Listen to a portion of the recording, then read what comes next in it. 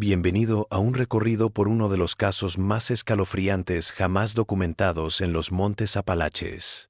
Antes de empezar, escribe en los comentarios desde dónde nos escuchas y la hora que fue escuchada esta historia, ya que nos interesa saber hasta dónde llegan estos relatos documentados y en qué horarios del día o noche. El incidente de Harkness Ridge, como llegó a conocerse en los registros del condado de Windham, se inició con un suceso aparentemente trivial acaecido en el otoño de 1910. La oficina de correos local de Millstone, un pequeño pueblo minero acurrucado en el pliegue de dos montañas, recibió varias cartas dirigidas a Ambrose Penhallow. Penhallow era un habitante de una cabaña a 4 millas arriba, por el camino sinuoso de tierra que conducía a las montañas. Esto no habría sido inusual, excepto porque, según los registros del jefe de correos Jeremiah Collier, Penhallow no había recogido correo en 7 meses. Las cartas, todas sin abrir, y con matasellos de Louisville, Kentucky, se estaban acumulando en la sala de clasificación. Collier, que llevaba registros postales desde 1897, apuntó en su diario que rogaría al próximo viajero a Harkness Ridge que las entregara en mano. Hasta mediados de octubre, cuando las primeras heladas platearon las mañanas, nadie se ofreció para el trabajo. Silas Buchanan, un hombre delgado de unos 50 años que trabajaba como arriero para la Eastern Cumberland Mining Company, dijo que tenía que revisar algo de madera en la cresta y le haría un favor dejando las cartas en la cabaña de Penhallow. El jefe de correos ató la correspondencia, ahora 11 sobres distintos, con bramante y se los entregó a Buchanan, que se los metió en el bolsillo del abrigo. Según recordaría más tarde Buchanan al sheriff del condado, salió poco después del amanecer del 17 de octubre de 1910, montando su yegua torda, por el camino empinado que serpenteaba a través de manchas de robles y nogales americanos. Lo que descubrió ese día cambiaría el curso de muchas vidas en el condado de Windham, aunque el significado completo no se revelaría hasta casi 60 años después, cuando un investigador de la Universidad Estatal de los Apalaches comenzó a reconstruir los registros del condado, los diarios personales y los recortes de periódicos olvidados en el juzgado. El camino a la cabaña de Penhallow se estrechó a medida que ascendía, y Buchanan tuvo que desmontar y conducir a su caballo por las riendas la última milla. El ruido de sus botas sobre las hojas muertas era el único sonido que rompía el silencio del bosque, pero al doblar una curva del sendero, Buchanan dijo que había oído algo, un susurro tenue y constante que parecía venir de más adelante. El sonido se hizo más claro cuando rodeó la curva y vio por primera vez la cabaña de Penhallow entre los árboles. Era una construcción imponente para estas regiones. 2 pisos de troncos sin pulir, con un porche techado al frente y una chimenea de piedra en el lado norte. El humo se elevaba por la chimenea, señal de que estaba habitada, pero fue el ruido lo que detuvo a Buchanan y lo obligó a desmontar y atar su caballo a un joven arce a unos 50 metros de la cabaña. El ruido, se dio cuenta, era una voz, la de Penhallow, hablando, al parecer, en una conversación animada. Pero desde su altura, Buchanan no podía avistar otros caballos ni signos de intrusos. La voz seguía, siempre igual, subiendo y bajando como en una conversación normal, de vez en cuando haciendo algo que parecía una pregunta. Hacía pausas, como si esperara respuestas, y el soliloquio continuaba. Como él mismo reconoció, Buchanan no era un hombre letrado, pero tenía la conciencia de la naturaleza del hombre de la montaña y un sexto sentido para lo extraño. Lo que escuchó le pareció extraño, pero no alarmante de inmediato. Tal vez, pensó, Penhallow estaba simplemente leyendo en voz alta un libro o una carta, algo que la gente solitaria solía hacer. Con el correo todavía en el bolsillo, Buchanan se acercó a la cabaña. Sus pasos fueron ahogados por el parloteo constante desde dentro. Casi había llegado a los escalones del porche cuando escuchó algo que lo detuvo en seco. La voz de Penhallow se había transformado. Ahora hablaba en lo que más tarde Buchanan llamaría una voz diferente a la suya, más aguda, femenina, pero tensa, como si llegara desde muy lejos. A esto, le siguió la voz normal de Penhallow, respondiendo a la pregunta que la otra voz había hecho. La conversación continuó así, con Penhallow cambiando sin esfuerzo entre su voz normal y la voz tensa y aguda, llevando a ambos lados de lo que parecía ser una acalorada discusión. Buchanan, ahora inquieto, pensó en retirarse en silencio y regresar otro día, pero mientras retrocedía, Su pie tropezó con una raíz expuesta. El sonido, apenas audible, detuvo la conversación en la cabaña. Se hizo un silencio denso, interrumpido solo por el sonido de una silla arrastrándose por el suelo de madera. La puerta de la cabaña se abrió y Ambrose Penhallow se detuvo en el umbral. Era un hombre alto, de más de 6 pies, que una vez había sido fuerte, pero ahora estaba encorvado por la edad.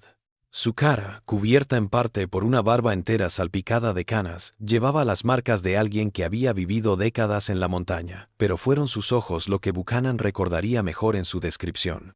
Tan claros como el agua de arroyo después de la lluvia, y fijos en mí con tal intensidad que sentí que estaba mirando a través de mí hasta los árboles de atrás. «Señor Buchanan», dijo Penhallow, su voz ahora normal y controlada, «¿qué le trae a mi puerta?» Buchanan describió su misión, sacando el paquete de cartas de su abrigo. Penhallow asintió una vez. Descendió los 3 escalones del porche y recogió el correo sin decir una palabra. No revisó los sobres ni agradeció la entrega. En cambio, siguió mirando a Buchanan con esos ojos inquietantes. «Me oyó, supongo», dijo Penhallow al cabo de un rato. No era una pregunta. Buchanan, sin querer sonar descortés, dijo que sí. Parecía que tenía compañía. Dijo, aunque ambos sabían que no era cierto. El rostro de Penhallow no se movió. «Las paredes», dijo simplemente, «ellas me hablan».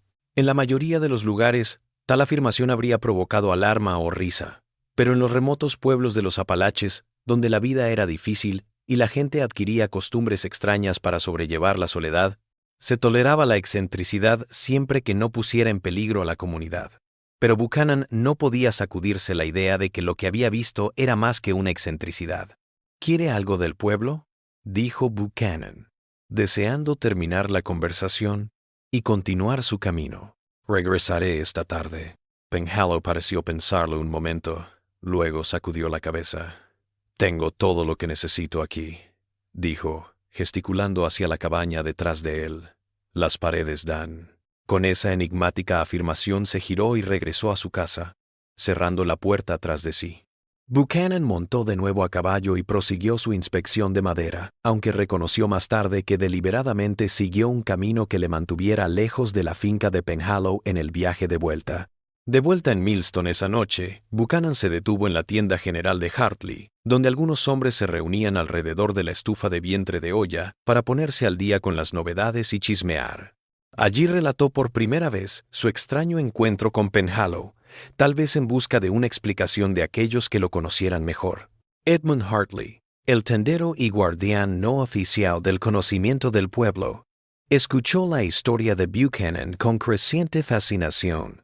Cuando Buchanan hizo referencia a la afirmación de Penhallow de que las paredes hablaban, Hartley compartió una mirada con Abel Crawford, un anciano que había residido en la región más tiempo que nadie allí. «Ese no es el primer informe que hemos oído», dijo Hartley con cautela. «Penhallow ha estado allí solo desde que su esposa murió en 1903. Algunas personas que lo han visitado a lo largo de los años han vuelto con historias similares». Crawford, tomando un sorbo de café adulterado, asintió lentamente. «Mi sobrino fue allí la primavera pasada a venderle unas trampas», agregó. Dijo que oyó a Penhallow hablar con nadie. Cuando se le preguntó, Penhallow le dijo lo mismo, que estaba hablando con las paredes que le hablaban desde hacía años. Esta información llevó a más conversaciones con otros hombres en la tienda, que compartieron pequeños detalles sobre Penhallow. Recordaron que había llegado al condado de Windham alrededor de 1895 con su esposa Cordelia. La pareja había estado viviendo pacíficamente, manteniéndose principalmente para sí mismos. Penhallow había trabajado un tiempo para la empresa minera, pero renunció tras un derrumbe en un túnel que acabó con la vida de 3 hombres. No resultó herido en el accidente, pero dejó el trabajo al día siguiente y nunca volvió, y se mantuvo solo cazando, atrapando y vendiendo leña al pueblo en invierno. Tras la muerte de su esposa por lo que se creyó que fue neumonía, Penhallow se aisló cada vez más, viajando menos a Millstone y hablando lo menos posible cuando llegaba. Nunca lo habían visitado en su cabaña y no tenía familiares en la región. La conversación de los hombres esa noche en la tienda de Hartley podría haber sido otra historia olvidada en semanas, otra excentricidad de las montañas. La primera señal de que algo más perturbador estaba en juego llegó a principios de diciembre de 1910, cuando el intenso clima invernal obligó a una partida de caza a refugiarse en las proximidades de la cabaña de Penhallow. Los tres cazadores, Joseph Fletcher, Elijah Moss y Daniel Quinn, habían estado siguiendo venados en las montañas más altas cuando una tormenta de nieve inesperada descendió sobre las montañas. Con la visibilidad limitada a sus pies y las temperaturas cayendo, decidieron ir a la cabaña de Penhallow, que Quinn sabía que estaba a 1 milla al este. Cuando llegaron medio congelados a la puerta de la cabaña, Penhallow respondió a su llamada y gruñó mientras los dejaba entrar. El interior de la cabaña, como la recordaría más tarde Fletcher, el único superviviente de los tres que todavía estaba vivo, cuando el investigador universitario llegó en 1969, estaba sorprendentemente bien amueblada para una residencia tan remota. La habitación principal tenía una chimenea de piedra, algunas sillas robustas, estanterías llenas de libros y paredes cubiertas casi por completo de hojas arrancadas de libros, periódicos y lo que parecían ser cartas personales, todas clavadas en los troncos con pequeños clavos. Penhallow dispensó una hospitalidad escasa, un sitio junto al fuego y un poco de té ralo, pero nada de alimento ni conversación más allá de lo imprescindible. Los tres hombres, agradecidos por el refugio, se limitaron a calentarse y esperar a que amainara la tormenta, que continuaba afuera. La luz del día se desvaneció. Penhallow encendió algunas lámparas de petróleo, proyectando sombras alargadas sobre las paredes empapeladas. Ya había caído la noche, y los cazadores se disponían a dormir en el suelo junto al fuego cuando advirtieron por primera vez el singular comportamiento de Penhallow. Se puso en marcha por la sala, deteniéndose en distintos puntos de la pared, rozando con los dedos las hojas pegadas y ladeando la cabeza, como si escuchara. Entonces, casi en un susurro, empezó a hablarle a la pared. Los cazadores, fingiendo no notarlo por respeto a las rarezas de su anfitrión, hicieron caso omiso. Pero a medida que avanzaba la noche, las conversaciones de Penhallow con las paredes se hicieron más animadas. Preguntaba, se quedaba en suspenso como si esperara una respuesta, asentía o sacudía la cabeza. A veces arrancaba una hoja, la arrugaba en su mano y la arrojaba al fuego, mascullando sobre mentiras y engaños. A medianoche, dice Fletcher, el comportamiento de Penhallow se volvió aún más errático. Empezó a hablar con voces diferentes, su propio barítono profundo, la voz tensa y aguda que había mencionado Buchanan, al menos otras dos, un susurro ronco y lo que Fletcher llamó una voz de vieja bruja llena de amargura y resentimiento. Lo que hablaron, tal como lo recordó Fletcher, fue sobre el juicio, la revelación, las posibilidades, las alusiones repetidas a lo que está debajo. En más de una ocasión, Penhallow pegó su oído a la pared, asintiendo como si recibiera instrucciones, y luego decía en voz alta, «Sí, entiendo lo que hay que hacer». Los tres cazadores, ahora alarmados pero atrapados por la tormenta que continuaba, se acurrucaron en el suelo, apenas durmiendo mientras Penhallow continuaba su extraña comunión con las paredes durante toda la noche. A la mañana siguiente, la tormenta se había calmado lo suficiente como para que pudieran partir, y rápidamente se excusaron y partieron, no sin la insistencia inesperada de Penhallow de que se quedaran más tiempo.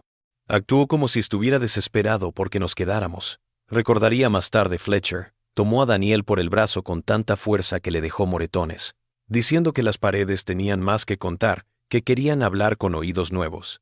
De vuelta en Millstone, los cazadores informaron al sheriff Wallace Thornton sobre lo que habían presenciado y lo preocupados que estaban por el estado de Penhallow y por cualquiera que pudiera encontrarse con él.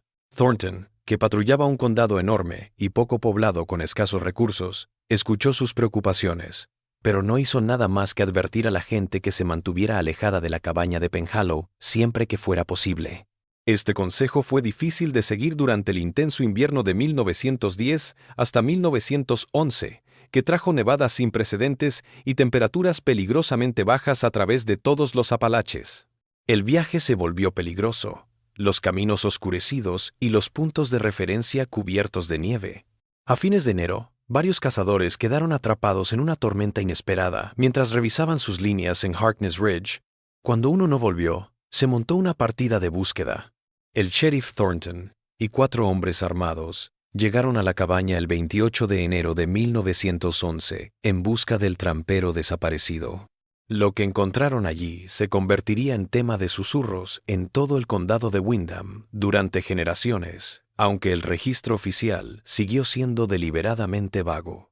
Según el breve informe de Thornton, archivado en el condado, se encontró a Penhallow solo en la cabaña. No había rastro del trampero desaparecido, y Penhallow negó haber visto a nadie. Pero el sheriff notó algunas cosas que le preocuparon. En primer lugar, a pesar del frío, Penhallow tenía un fuego encendido en la chimenea, con lo que parecían restos de ropa todavía entre las brasas. Segundo, las paredes de la cabaña, que antes habían estado empapeladas, habían sido arrancadas en algunas partes, y los papeles, quemados o amontonados en las esquinas. Tercero, y lo más perturbador, había marcas extrañas grabadas directamente en los troncos desnudos de las paredes, símbolos que Thornton identificó como distintos a cualquier escritura que haya visto, más parecidos a los pictogramas que supuestamente utilizan las tribus indias, pero de naturaleza diferente. Pero Thornton no tenía evidencia de fechorías. Preguntó a Penhallow sobre el trampero desaparecido, pero las respuestas del hombre se volvieron cada vez más incoherentes, desde negar haber visto jamás a nadie, hasta decir que las paredes se lo habían llevado a un lugar mejor. Sin cuerpo, sin evidencia de un delito, Thornton no pudo arrestar a Penhallow, pero sus sospechas quedaron claras en la forma en que cerró su informe. Creo que se justifica una mayor investigación sobre las actividades de un Penhallow, especialmente en relación con la desaparición del trampero desaparecido y posiblemente otros incidentes no informados en esta área aislada. La investigación que Thornton planeó nunca llegó a suceder. Una semana después de haber estado en la cabaña de Penhallow, el sheriff fue llamado por disturbios laborales en las minas del este del condado. Cuando volvió, otros asuntos urgentes reclamaron su atención, y el caso del trampero desaparecido fue cayendo en el olvido oficial, pero no en el recuerdo de la gente. El siguiente encuentro registrado con Penhallow fue en abril de 1911, cuando el único médico que atendía a varias comunidades de las montañas, Philip Garrett, fue llamado para atender a un maderero gravemente herido por un hacha en las estribaciones de Harkness Ridge. Tras estabilizar al herido en un campamento cercano al lugar de tala, Garrett tomó una ruta distinta de regreso a la ciudad, una que le permitiría visitar a un anciano enfermo que residía al pie de la cresta. El camino le llevó a un cuarto de milla de la cabaña de Penhallow. Al pasar, se sorprendió al notar humo en la chimenea y movimiento en el patio. Intrigado por el hombre que había oído llamar de forma tan extraña y tal vez preocupado profesionalmente, dadas las noticias sobre el estado mental de Penhallow, Garrett hizo una visita sin anunciar. El relato del médico sobre esta visita, anotado en su diario personal, que más tarde fue donado a la Sociedad Histórica del Condado, nos da una de las descripciones más ricas de Penhallow y su casa de este tiempo. Garrett lo describió como severamente desnutrido, con los ojos hundidos y la tez pálida de alguien agotado física y mentalmente. Sin embargo, Penhallow acogió al médico con suficiente cordialidad, lo hizo pasar y le ofreció té. El interior de la cabaña era diferente a cuando los cazadores estuvieron aquí en diciembre. Las paredes estaban desnudas de papel, pero los extraños símbolos que Thornton había observado ahora eran más numerosos, extendiéndose por casi todas las superficies. Penhallow también había empezado a arrancar trozos de las paredes interiores, dejando al descubierto los huecos entre los troncos. En algunos de ellos se habían introducido cosas. Pequeños manojos de hierbas, plumas, huesos que Garrett supuso que serían de pequeños animales, y trozos de papel enrollado. Cuando Garrett cuestionó estos cambios, Penhallow se entusiasmó, diciendo que había interpretado mal las cosas durante años. «Las paredes no hablan», le dijo al médico. «Es lo que hay dentro. Están atrapados allí, ¿comprende? Esperando a que alguien escuche. Esperando a que alguien los libere». Garrett, con el mismo comportamiento profesional que le había ayudado a tratar con la gente de montaña, a veces extraña en sus creencias, le preguntó a Penhallow quiénes eran ellos. La respuesta de Penhallow fue enigmática. Los que estaban aquí antes de los árboles, antes de las montañas, duermen en las profundidades, pero ahora están despertando. Hablan por la tierra, por la madera que recuerda. Durante toda la explicación, Garrett observó que Penhallow permanecía tranquilo, y su discurso era coherente a pesar de lo extraño del contenido. No presentó la agitación o desconexión de la realidad que se podría esperar en un caso de enfermedad mental aguda. Esto llevó al médico a pensar que la condición de Penhallow podría ser un delirio de inicio lento en lugar de una ruptura repentina con la realidad, posiblemente causada por el aislamiento que siguió a la muerte de su esposa.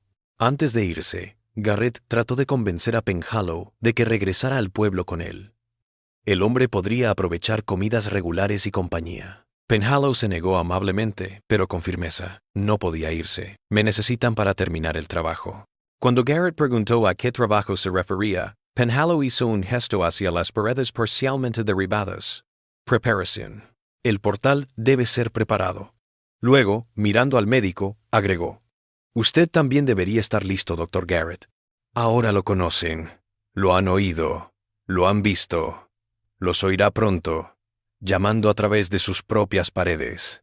Disgustado por la conversación, Garrett se aseguró de hablar con el sheriff Thornton cuando regresó al pueblo sobre el estado de Penhallow. Pero un brote de difteria en un campamento minero cercano absorbió al médico durante las semanas siguientes y la charla nunca se produjo. A principios del verano de 1911, comenzaron a correr extraños rumores sobre Harkness Ridge. Cazadores y tramperos que se aventuraban a una milla de la cabaña de Penhallow juraban oír voces, no solo la de un hombre, sino muchas voces que parecían cantar o entonar una canción, aunque nunca se vio llegar o partir a nadie. Por la noche, se avistaron luces fantasmales danzando entre los árboles que rodeaban la cabaña, descritas como linternas fantasmales o fuegos pálidos que danzaban con el viento. Aún más perturbador, varias personas dijeron sentirse observadas al pasar cerca de la propiedad de Penhallow, incluso a plena luz del día. 2 cacerías distintas encontraron su presa inexplicablemente mutilada tras ser disparada. Ciervos y pavos salvajes, marcados con las mismas extrañas marcas que el sheriff Thornton había visto en las paredes de Penhallow. Lo más perturbador fueron los informes de los residentes que vivían en las faldas más bajas de la cresta, quienes comenzaron a informar sueños compartidos de un hombre alto y barbudo que se detenía fuera de sus ventanas por la noche, rodeado de figuras sombrías, que susurraban invitándolos a venir a las paredes, donde todas las voces se escuchan. Estos rumores combinados finalmente llevaron al sheriff Thornton a visitar nuevamente la cabaña de Penhallow en agosto de 1911. Esta vez, no solo trajo a sus hombres armados, sino también al Dr. Garrett, cuya experiencia médica podría aclarar si Penhallow debía ser internado en el manicomio estatal en Charleston por su propia seguridad y la de los demás. El equipo salió al amanecer. Esperaban estar en la cabaña a media mañana, pero el camino llevó más tiempo de lo esperado. El camino se había llenado de maleza en algunos puntos, con grandes árboles caídos en medio del camino. Era casi mediodía cuando por fin emergieron del bosque al claro donde se hallaba la cabaña de Penhallow. Lo que descubrieron fue sorprendente. La cabaña parecía abandonada. No salía humo de la chimenea a pesar del aire fresco de la montaña. El pequeño huerto que Penhallow había cultivado estaba invadido de malas hierbas y la pila de leña se había derrumbado, su contenido esparcido y podrido. Aproximándose con cautela, Thornton gritó el nombre de Penhallow varias veces, pero no hubo respuesta.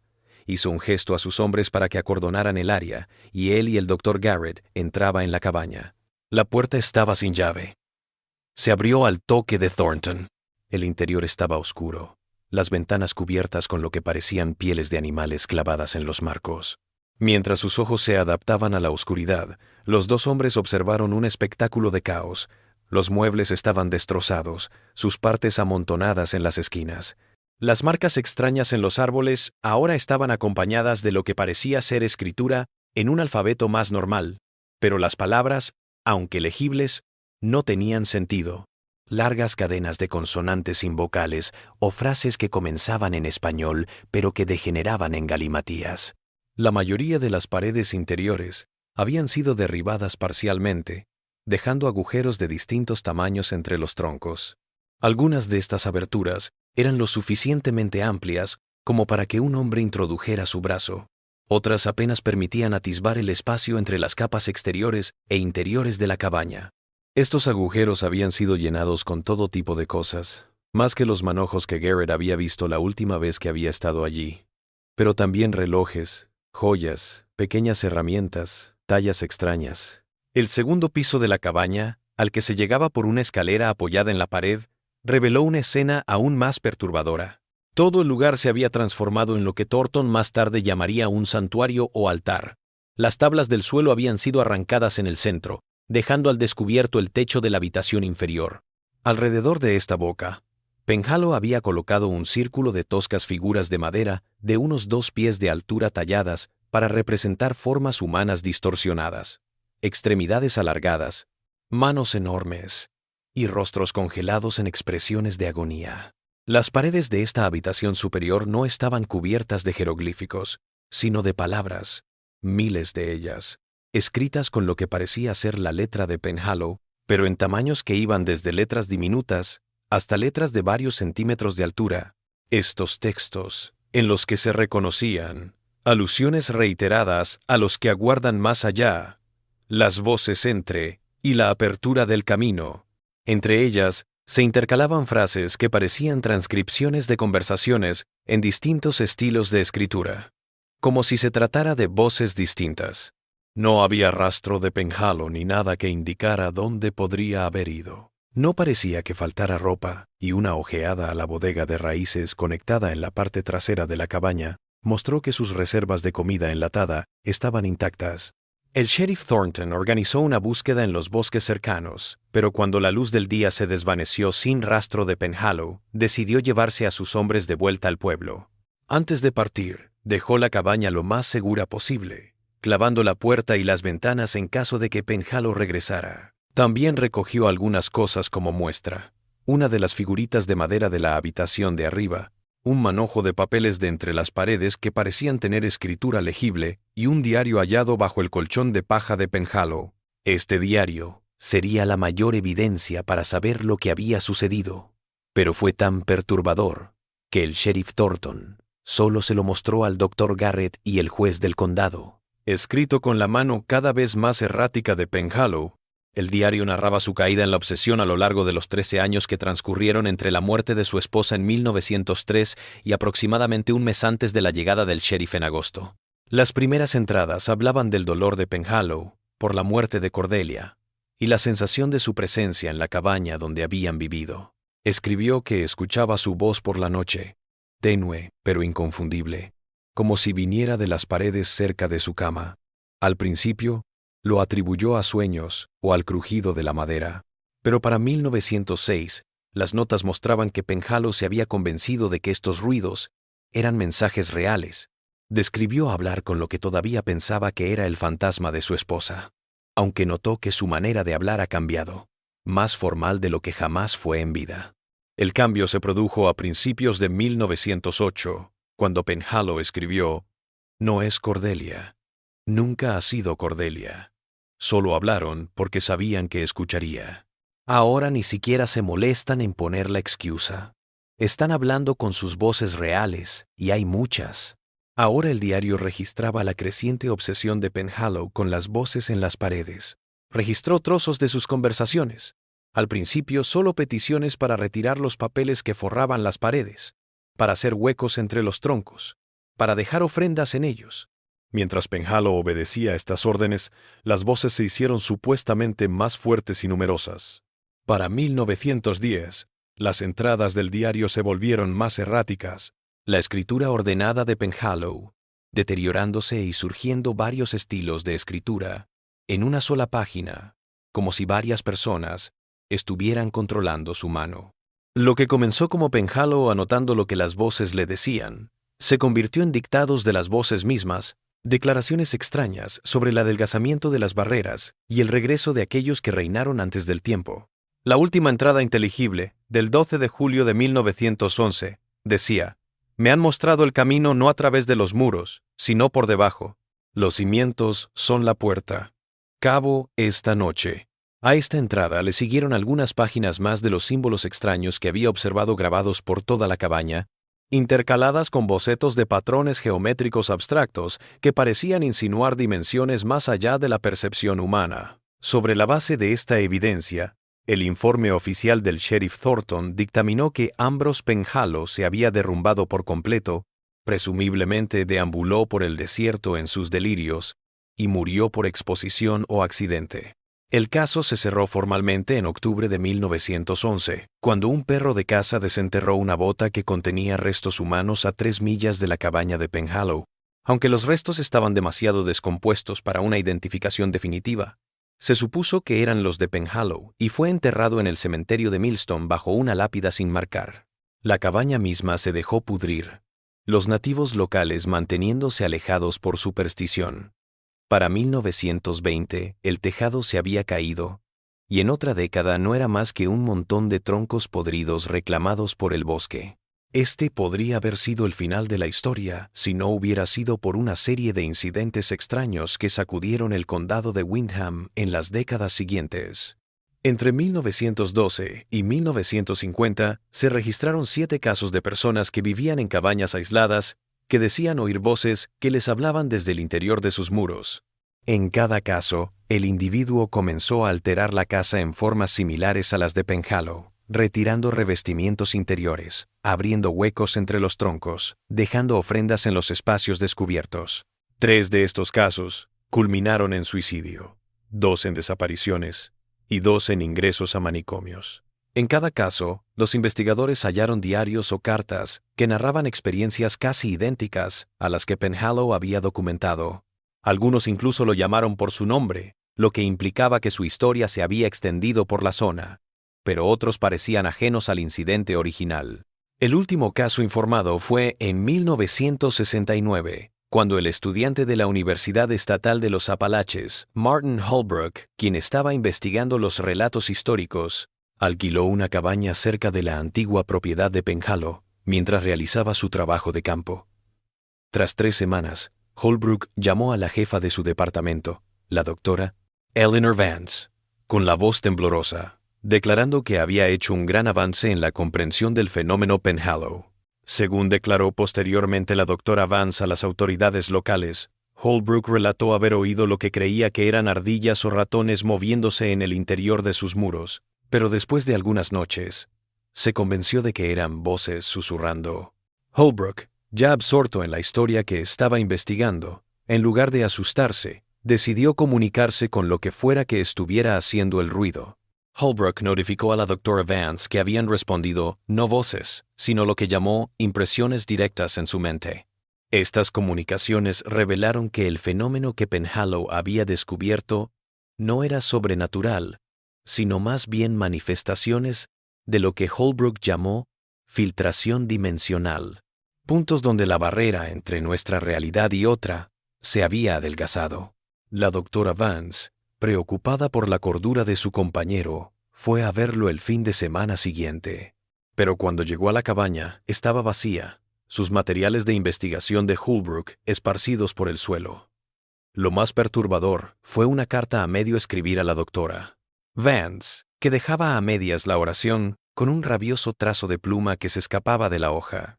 El propio Holbrook nunca fue encontrado, a pesar de una búsqueda en el bosque cercano. Más tarde, la universidad censuró gran parte de la investigación de Holbrook, alegando dudas sobre su rigor científico.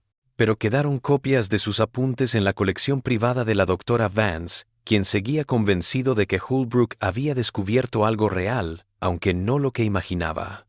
Después de su retiro en 1985, estos documentos fueron sellados en los archivos de la universidad con la instrucción de que no se abrieran hasta 50 años después de su fallecimiento.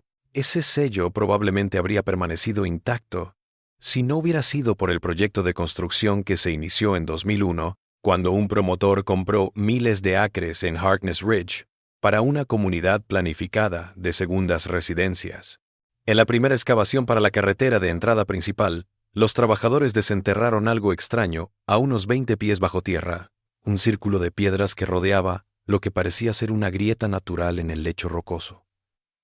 El examen forense determinó que los restos eran de al menos 23 personas de todas las edades, cuyas muertes parecían extenderse desde principios de 1900 hasta la década de 1970. Debido al estado de los restos y la lejanía del lugar, la identificación fue imposible para la mayoría, pero los registros dentales confirmaron que un juego pertenecía al investigador Martin Holbrook. Pero lo más importante fue el hallazgo entre los restos de una pequeña caja de metal. En su interior se encontraba un diario escrito en lo que luego se verificaría que era la letra de Ambrose Penhallow, aunque las fechas mostraban que fue escrito después de su supuesta muerte en 1911. La última entrada, del 17 de octubre de 1928. Exactamente 18 años después de que Silas Buchanan dejara aquellas cartas mortales en la puerta de Penhallow, tenía una sola frase. Las paredes nunca han dejado de hablar y ahora sé por qué. No son muros, son conductos, y lo que habita entre ellos siempre ha estado aquí, observando a través de cada grieta, escuchando a través de cada junta, esperando que alguien debilite los límites lo suficiente para permitirle regresar. La construcción se detuvo tras varios incidentes extraños, voces susurrando donde no había nadie, herramientas moviéndose solas, y lo más perturbador, la sensación de manos extendiéndose desde entre las paredes. El constructor, aduciendo razones ecológicas, vendió en pérdida el terreno a un fideicomiso conservacionista, el cual nombró a toda la zona desierto protegido, cerrado para siempre a la construcción o habitación. Hasta el día de hoy, los excursionistas en la parte condal de Windham de los Apalaches informan de sucesos extraños ocasionales cuando se acercan al lugar de la cabaña de Penhallow, ruidos inexplicables, la sensación de ser observados y, lo más común, la percepción de susurros, justo fuera del alcance del oído. Los guardabosques locales desaconsejan acampar por la noche en la zona por el suelo inestable y los sumideros ocultos. Pero los que conocen toda la historia saben el motivo real.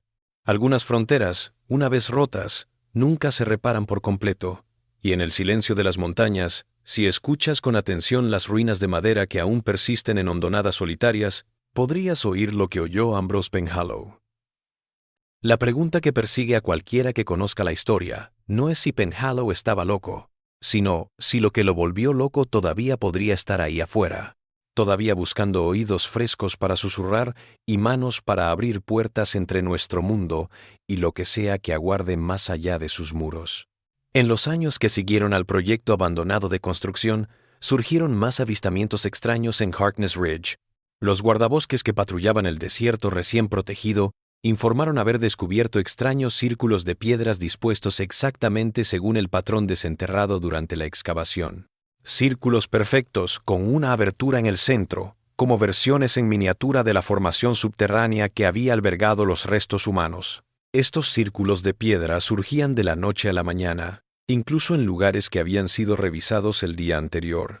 Los excursionistas que se acercaban demasiado a la antigua propiedad de Penhallow a menudo se encontraban desorientados sin razón aparente. Algunos campesinos avesados dijeron que sus brújulas giraban enloquecidas o que el sol saltaba de lugar en el cielo, horas en lo que parecían minutos. Muchos hablaron de un zumbido que los perseguía por el bosque, haciéndose más fuerte a medida que se acercaban a ciertos árboles viejos o rocas. En 2008, una documentalista llamada Lucinda Morrow se obsesionó con la historia de Penhallow tras leer sobre ella en un antiguo diario de folclore de los Apalaches. Ignorando las advertencias locales, pasó 3 semanas acampando en las cercanías, grabando sonidos de la naturaleza y creando registros de video extensos de su experiencia. El metraje que grabó no mostraba nada sobrenatural a simple vista, pero las grabaciones de audio estaban llenas de anomalías que los expertos no podían explicar. Secciones de estática que, cuando se mejoraban digitalmente, parecían contener fragmentos de habla humana y voces superpuestas. El último video de Morrow, filmado en su 10ª noche en el bosque, la mostraba armando su tienda como de costumbre. Antes de cortar la cámara se detuvo, inclinando la cabeza como si escuchara algo fuera de la pantalla. ¿Oyes eso?, preguntó en voz baja, aunque estaba sola. «Se están fortaleciendo esta noche». La cámara siguió grabando otros 18 minutos, solo mostrando el interior vacío de la tienda antes de que se agotara la batería. Morrow fue descubierta 3 días después por un grupo de búsqueda, vagando por un camino forestal a 12 millas de su campamento. No recordaba cómo había llegado hasta allí, ni lo que había ocurrido en el ínterin. Su equipo, su tienda y sus efectos personales fueron encontrados dispersos por el bosque, en una espiral perfecta, cada objeto a 10 pies del siguiente, alejándose casi media milla de donde había acampado. Lo más perturbador fueron los cambios en Maru misma. Aunque no presentaba daños físicos, parecía sufrir un trastorno disociativo grave, llegando a hablar en voces diferentes durante las entrevistas con psiquiatras. Aseguró que no era una, sino muchas, las que ahora habitaban su cuerpo. Restos de los que aguardan entre. 6 meses después, Maru había llenado las paredes de su departamento con los mismos símbolos extraños que había visto en la cabaña de Penhallow, y fue internada en un hospital psiquiátrico tras sufrir una crisis nerviosa. En 2015, un grupo de geólogos de la Universidad de Virginia llevó a cabo un estudio sísmico de Harkness Ridge como parte de un estudio más amplio del subsuelo de los Apalaches. Sus descubrimientos mostraron algo increíble: una red de cuevas y túneles naturales que se extendían directamente debajo del emplazamiento de la cabaña de Penhallow y descendían a profundidades que su equipo no podía alcanzar. Aún más extraño, estas cuevas parecían estar alineadas en patrones similares a los símbolos grabados en las paredes de la cabaña, pero no había manera de que Penhallow hubiera podido conocer estas formaciones subterráneas en 1910. La geóloga líder, la doctora Sylvia Morland, en su artículo, ya indicaba que las ondas sonoras que se propagaban por estas grutas generaban resonancias armónicas de 18 hasta 20 hercios, justo por debajo del límite de audición humana, y que son conocidas por provocar sensaciones de incomodidad, desorientación y, en casos extremos, alucinaciones auditivas cuando se escuchan durante mucho tiempo. Esto le llevó a plantearse una explicación naturalista para el incidente de Penhallow, que la posición exacta de la cabaña sobre esta peculiar formación geológica la había expuesto a frecuencias infrasónicas que alteraron lentamente su mente. Esta teoría podría haberse considerado la última palabra en el tema si no fuera por lo que le ocurrió a la doctora Morland. 6 meses después de la publicación de su artículo, dejó la universidad y compró una cabaña en las montañas Blue Ridge, no lejos de Harkness Ridge. Sus antiguos compañeros que la habían visitado contaron que la habían encontrado en un estado muy parecido al de Penhallow: paredes desnudas, símbolos extraños grabados en las vigas al descubierto y a Morland charlando alegremente con habitaciones vacías. Al preguntarle por su repentino cambio, Morland solo respondió que su investigación había descubierto una mayor realidad y que las voces en las paredes solo eran el comienzo de algo que habitaba en los intersticios de todas las cosas. Ella afirmó estar cuerda, que su decisión de aislarse era para escuchar mejor a los que siempre han hablado si escucháramos. Morland se desvaneció en enero de 2018. Su cabaña fue hallada abandonada, pero ordenada, todo dispuesto en patrones intencionales que, al mapearlos desde el aire, replicaban los símbolos del diario de Penhallow. En su escritorio, una sola hoja de papel con lo que parecía ser un último mensaje: no están atrapados en las paredes, nadan entre todas las fronteras, entre la vigilia y el sueño, entre la mente y la materia, entre lo real y lo posible. Ahora voy a buscarlos en su propio terreno, en el lugar donde los límites se pierden. La Sociedad Histórica del Condado de Windham tiene una pequeña exhibición dedicada al caso Penhallow, con fotografías de la cabaña antes de que se derrumbara, copias del informe del sheriff Thornton y páginas del diario descubierto debajo de las tablas del suelo. La figura de madera recogida como prueba está desaparecida, retirada de la exposición en 1997 tras varios visitantes que afirmaron escuchar voces susurrándola cuando no había nadie alrededor. Los guías turísticos locales de Millstone, ahora un pequeño lugar turístico para los aficionados a la historia y el folclore de los Apalaches, a veces mencionan el caso de Penhallow en sus recorridos habituales, aunque la mayoría resta importancia a los aspectos más perturbadores del relato. Le retratan como un hombre destrozado por la muerte de su esposa que perdió la cabeza, en vez de intentar resolver los elementos inexplicables del caso, que siguen inquietando a cualquiera que lo examine de cerca. Para aquellos que han estudiado lo que ocurrió en Harkness Ridge, lo más perturbador no es la posibilidad de que las visiones de Penhallow fueran completamente delirantes, sino la forma en que fenómenos similares han surgido repetidamente durante más de un siglo, afectando a personas que desconocían el incidente original. El patrón sugiere algo más que psicosis contagiosa o superstición local, algo que podría haber estado presente mucho antes de que Penhallow construyera su cabaña y que todavía está presente, susurrando a través de los espacios entre las paredes. a cualquiera que escuche, como dijo un anciano de Millstone en una entrevista para un periódico local en 2020. La gente cree que las montañas son solo roca, tierra y árboles, pero son más antiguas de lo que se puede imaginar, y tienen su propia voz si sabes escuchar. Penhallow oyó algo allí en la cresta. Tal vez era solo su locura que le hablaba, pero tal vez, solo tal vez, tropezó con algo que siempre ha estado allí, susurrando en los márgenes de lo invisible. Y quizás ese algo aún susurra, aún busca oídos para escucharlo, manos para dejarlo pasar. Para quienes lo visitan hoy, especialmente las zonas aisladas del condado de Windham, donde el servicio celular se desvanece y las señales de GPS se vuelven dudosas, un consejo se ha vuelto común entre los lugareños, que se alojan en una de las numerosas cabañas históricas que salpican las montañas. No se fije si escucha crujir las vigas por la noche. No acerque su oído a la pared para escuchar mejor.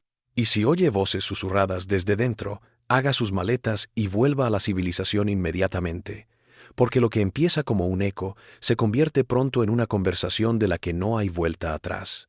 En años recientes, equipos paranormales armados con tecnología de grabación de audio y detección de campos electromagnéticos han tratado de registrar los fenómenos que se dicen que ocurren en la vieja casa de Penhallow.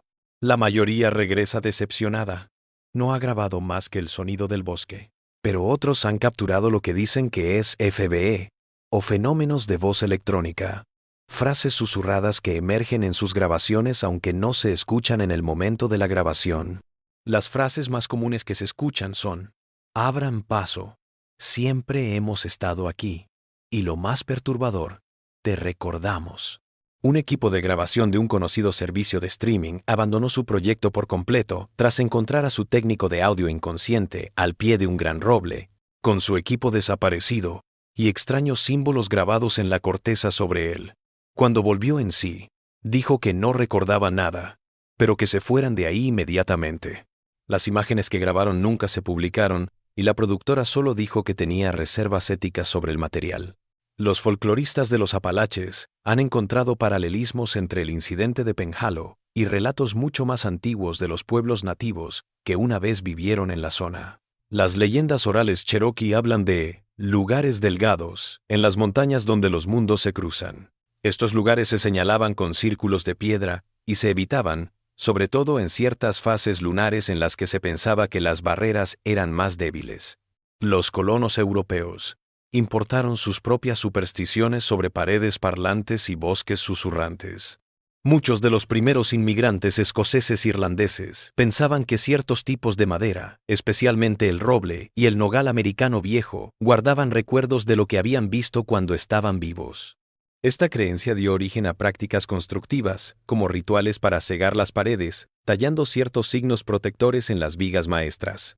Lo que distingue el caso Penhallow no son los elementos centrales de la narrativa. El aislamiento, el sufrimiento y la posible locura son temas familiares en el folclore de los Apalaches. Más bien es la gran cantidad de documentación que existe en torno a él y el extraño historial de sucesos que se repiten en el mismo lugar a lo largo de décadas. Como muchas leyendas locales, la historia de Penhallow se ha ido enriqueciendo con cada repetición, pero los detalles centrales se mantienen sorprendentemente consistentes, con nuevos testigos e investigadores que informan experiencias casi idénticas a las de los relatos originales. Y así, la historia de Ambrose Penhallow y sus paredes parlantes permanece sin resolver. Un eco de los Apalaches guardado en los archivos del condado y la memoria local, pero imposible de explicar. Para la mayoría que la oye, no es más que una historia de miedo de antaño. Pero para quienes han recorrido los bosques de Harkness Ridge, han sentido el peso de miradas invisibles en la arboleda o han escuchado algo susurrar desde más allá de las paredes de cabañas antiguas, es una posibilidad perturbadora. Que las fronteras entre nuestra realidad y otras sean mucho más porosas de lo que nos gustaría admitir, y que las voces siempre han estado allí, llamándonos desde el otro lado, esperando a alguien que escuche y responda.